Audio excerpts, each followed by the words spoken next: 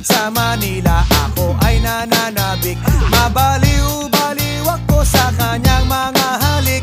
Okay lang di maiwasan na mamiss paminsan-minsan, pero pag kami nakita aking panggigigilan, di ko siya titigilan when she comes. Di ko siya titigilan when she comes. Di ko siya titigilan, di ko siya titigilan, di ko siya titigilan when she comes.